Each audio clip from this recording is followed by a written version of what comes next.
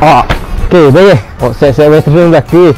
Ni angah nak royak ni untuk cabutan bertuah. Untuk warga marah, akah satu, hilir marah dan sekitarnya. Jadi ni kita buat untuk pertandingan kereng. Bukan angah buat anjuran dia orang lah untuk perlawanan kereng. Orang kata dia ada manage, itu ada aktiviti. Jadi ni sahabat angah ada sponsor untuk basikal lajok. Sahabat angah daripada Kilang Jet Power. Ni dia ada untuk cabutan bertuah. Bukan basikal je, ada wang tunai, hamper. Banyak lagi tak silap angah. Yang letak untuk ni awak boleh tengok dan juga awak boleh wasabi lah.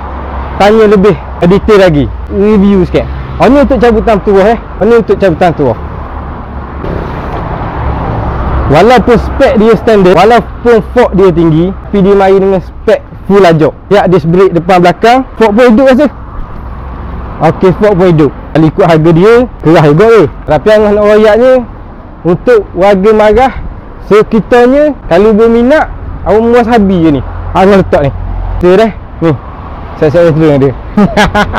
Kepada sahabat-sahabat hok ada nak buat program macam dia orang buat tu, jemputlah mari Kedah Angah. Kedah Angah betul-betul berhadapan IPG Wakar Tengah dan juga bersebelahan MRSA. Ni Kedah kita. InsyaAllah harga Angah harga yang special lah untuk awak mu nak raih kanak-kanak, untuk raih budak-budak, nak bagi hadiah macam dia orang buat tu, boleh je buat Kedah Angah. Harga naik tu pasti turun tak akan sama sekali. Tapi insyaAllah kalau mari Angah beri harga yang puas hati.